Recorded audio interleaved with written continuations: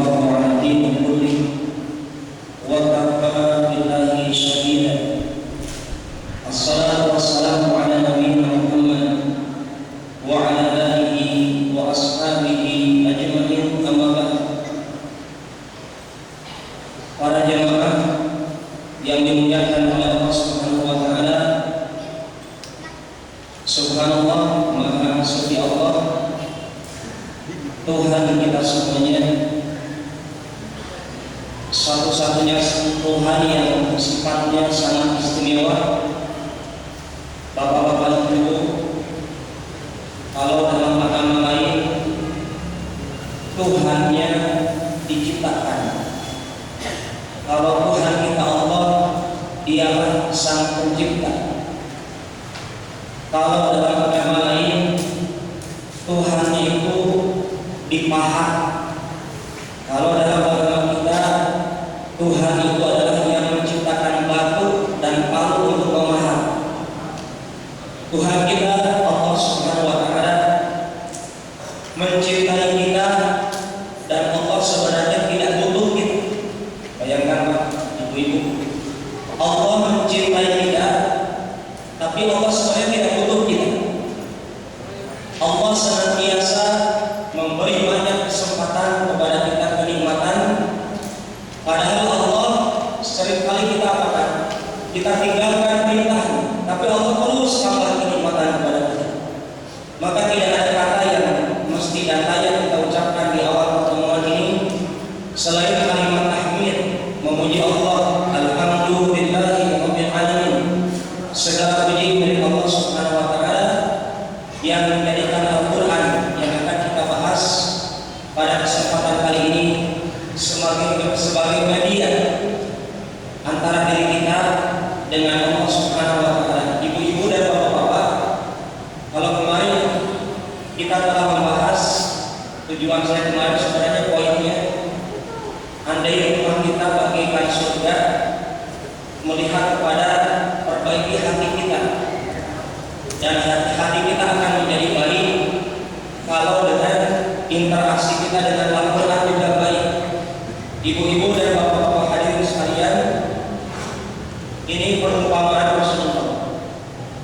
Orang beriman yang membaca Al-Quran seperti utrujah. Utrujah itu seperti buah limau, seperti jeruk manis, harum baunya dan rasanya manis. Itulah orang beriman membaca Al-Quran. Jadi kalau orang beriman membaca Al-Quran, dia harum dan rasanya manis. Orang beriman yang tidak baca Quran seperti kurma untuk berbuka atau untuk sahur, dia tidak bau, ya, tidak harum, tapi rasanya manis, enak. Itu orang beriman yang tidak baca Quran. Orang munafik yang baca Quran seperti raihan. Raihan itu seperti kemangi, semisal dengan kemangi, baunya sedap tapi rasanya kecut atau pahit. Orang munafik yang tidak baca Quran seperti handola. Handola itu bentuknya memang seperti semangka, tapi bukan semangka. Dia tidak bau, tapi rasanya pahit, tidak berguna. Itulah orang munafik yang tidak baca Al-Quran. Kira-kira ini Ramadan hari berapa? 8. Kira-kira kita dengan Quran yang mana? Jawab sendiri, ya. Tidak perlu ketika spasi on kirim ke mana, tidak. Antum jawab sendiri, ibu-ibu bapak. Di mana kita? Apakah nomor 1, 2, 3, 4? Sebenarnya harapannya nomor 1. Ya, kalau betul itu harapannya, berarti itu cita-cita, harus ada usaha, bukan angan-angan. Kemudian selanjutnya, alangkah indahnya Al-Quran. Mari kita nonton sedikit. Ada video di sini sebelum kita lihatkan. Ada suara.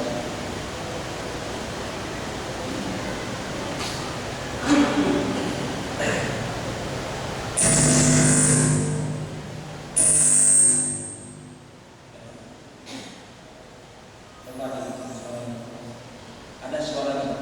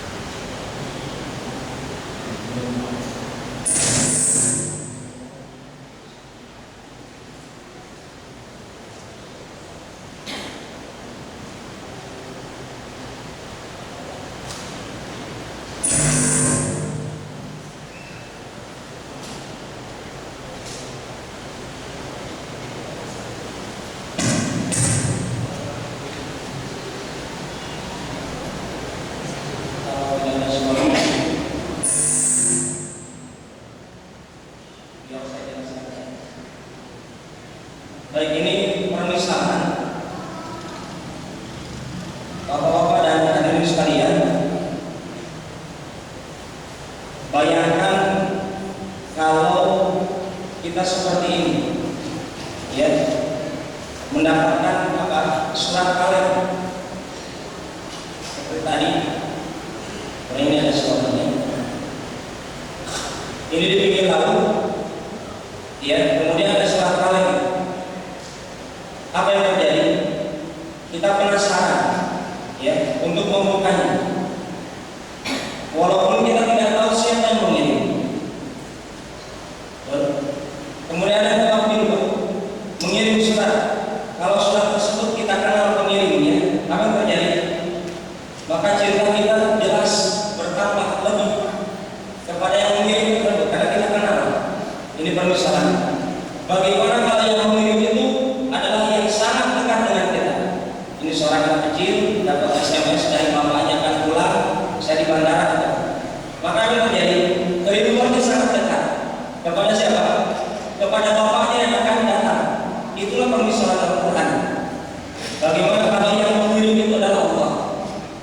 Jadi kita lihat Al-Quran yang Allah kirimkan kepada kita itu adalah surat cintanya Allah Subhanahu wa Ta'ala kepada semua umat manusia di dunia, tidak hanya umat Islam.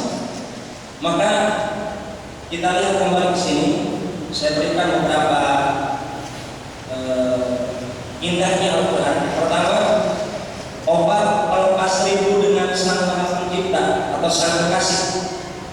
Kalau Anda rindu dengan Allah, bayangkan Pak, hanya Tuhan kita yang tidak memberikan kesempatan kita berjumpa di dunia.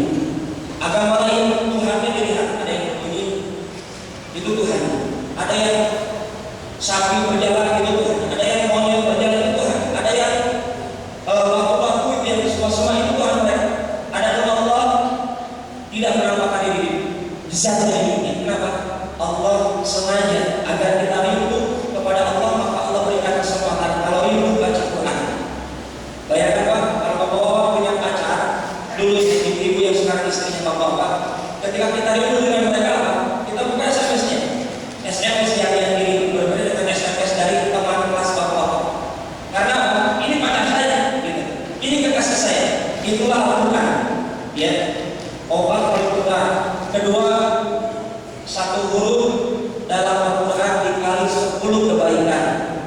Nabi mengatakan, aku tidak berkata alif lam mim itu satu huruf, tapi alif satu huruf, lam satu huruf, mim satu huruf.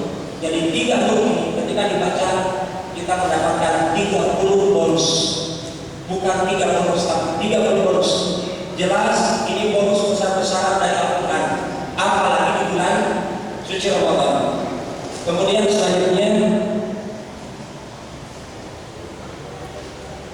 Al-Quran petunjuk bagi Anda yang bingung tujuan hidup. Allah katakan apa?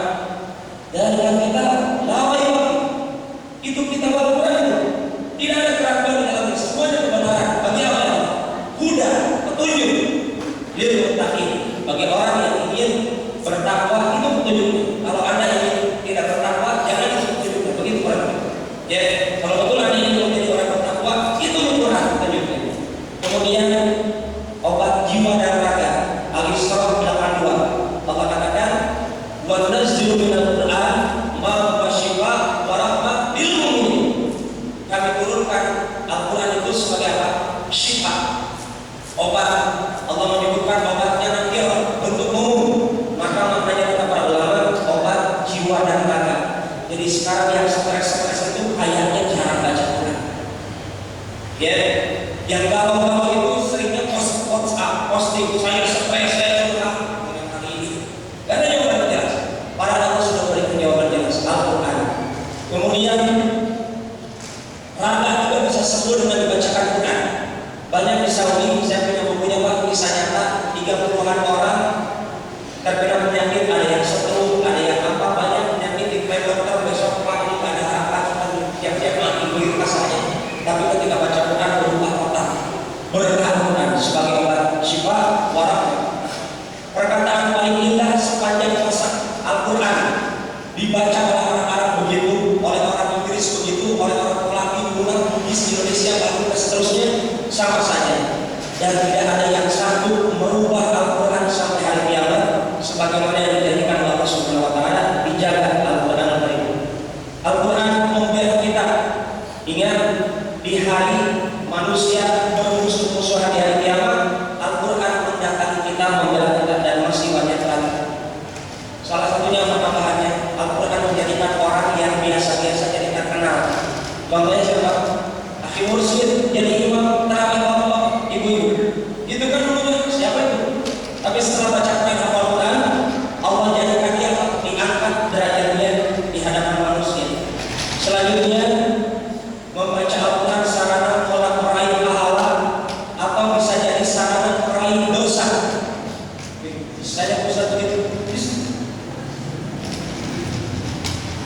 Jadi baca Quran, ibu-ibu, bisa jadi berdosa, bisa jadi berpahala.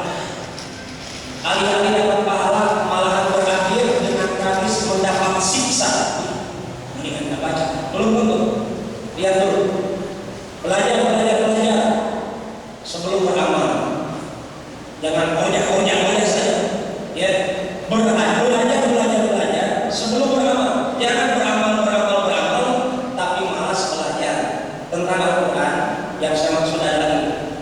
Ada dua kesalahan dalam bacaan Quran. Tolong perhatikan, ini bulan Al-Quran. Saya yakin antara kita sudah berusaha setiap kali ada bacaan yang rutin, tapi hati-hati jangan sampai terjerumus kepada yang disalahkan.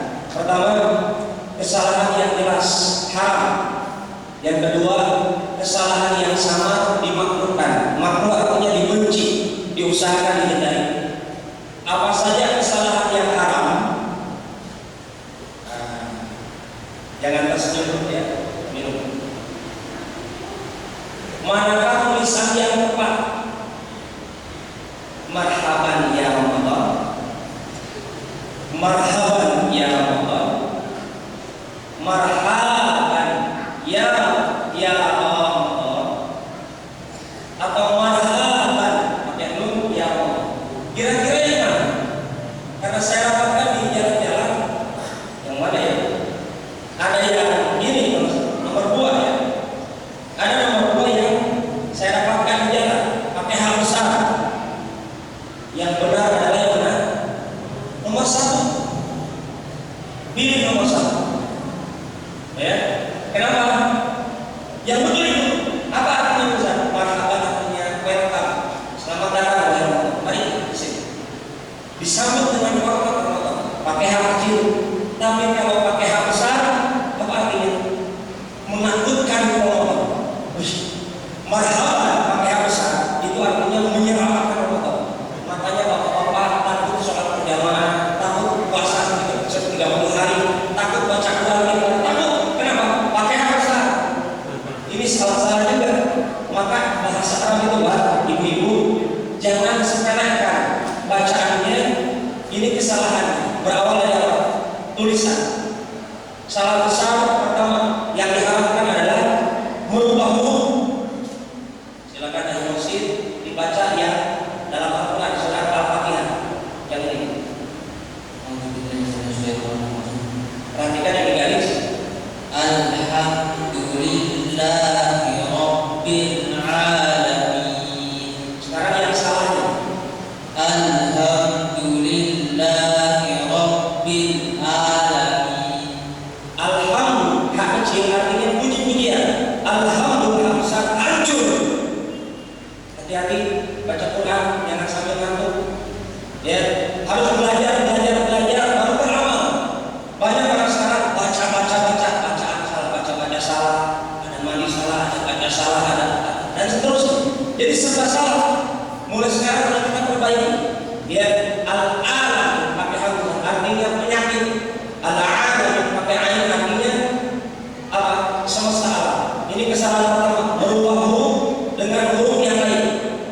Maka harus belajar dulu. Coba dibaca selanjutnya. Kesalahan kedua, merubah harokat.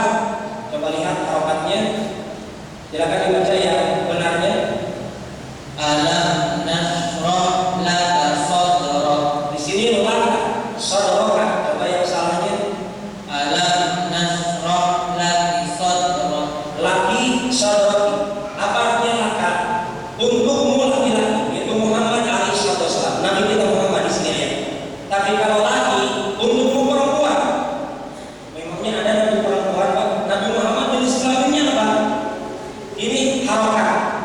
Jadi harokat walaupun cuma satu garis menentukan. Ini diharamkan kalau dirubah.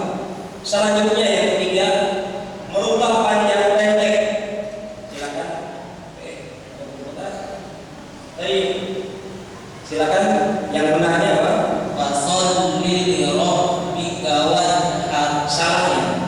Fasholli li rabbika wanhar. Maka dalam baca Quran jangan cari enaknya. Itu Ustaz enak itu bacaannya favorit saya panjangnya, tapi belum tentu benar. Ya, tidak semua yang enak itu benar, Pak. Minuman keras kalau kata orang yang suka ya bilang suka,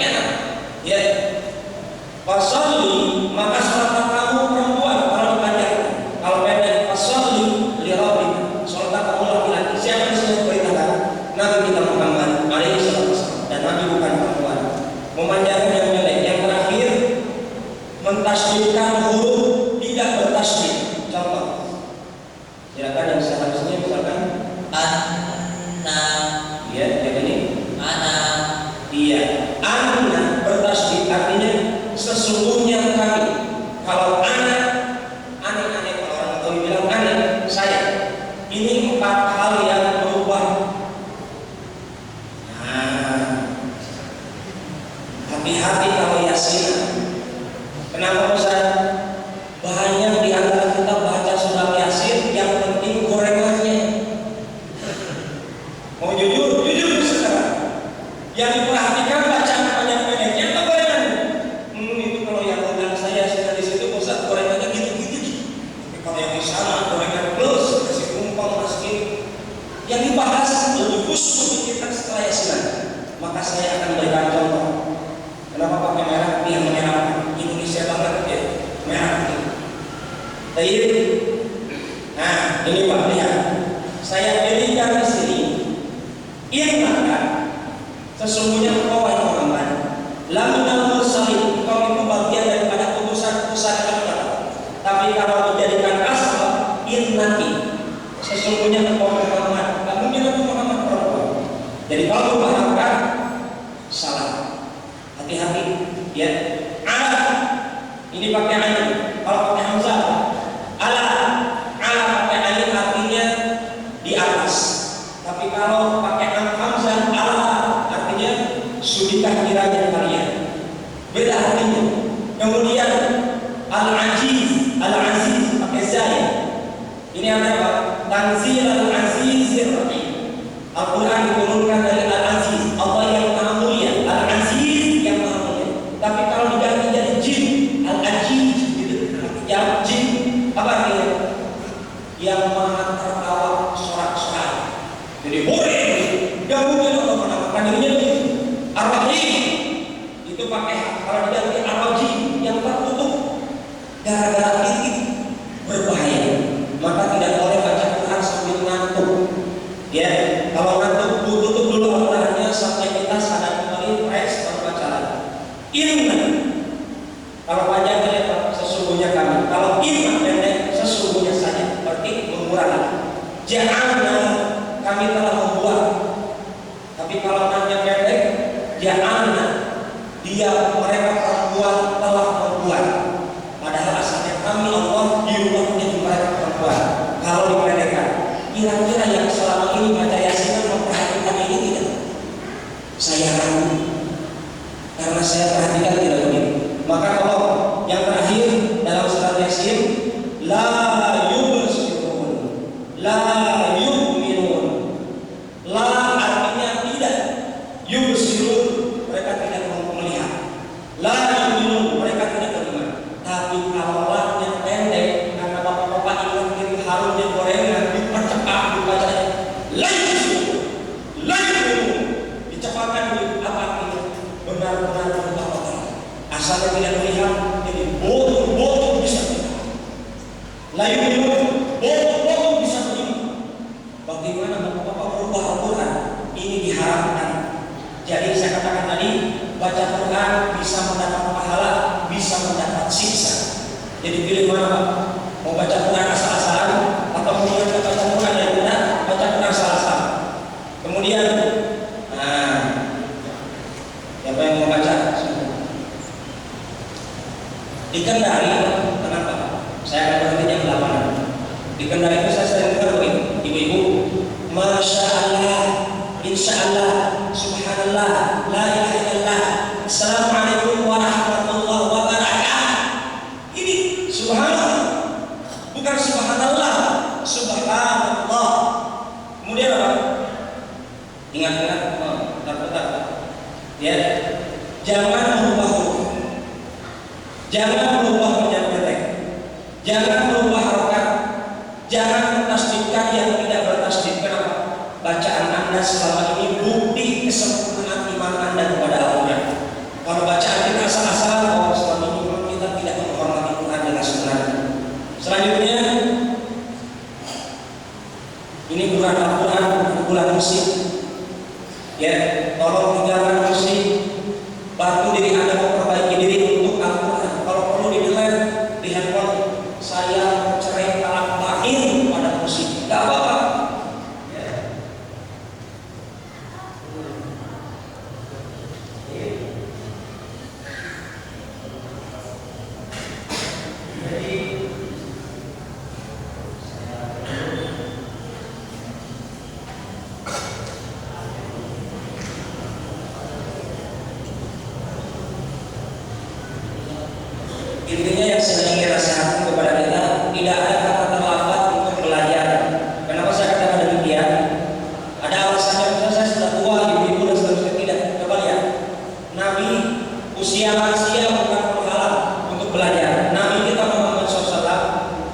berusia 40 tahun baru menghafal Quran, karena beliau berusia 40 tahun baru diutus. Jadi bayangkan, Nabi usia 40 tahun diutus baru menghafal Al-Quran. Apa kata apa? La tuharrik bihi lisanaka lita'jala. Jangan terburu-buru menggerakkan lisan Muhammad.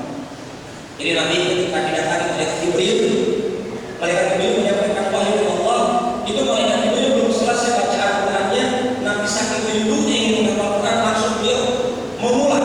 Padahal belum selesai Jibril. Maka ditutur oleh Allah, jangan tergesa-gesa untuk mengambil ilmu dari Jibril. Kata Allah apa jaminannya?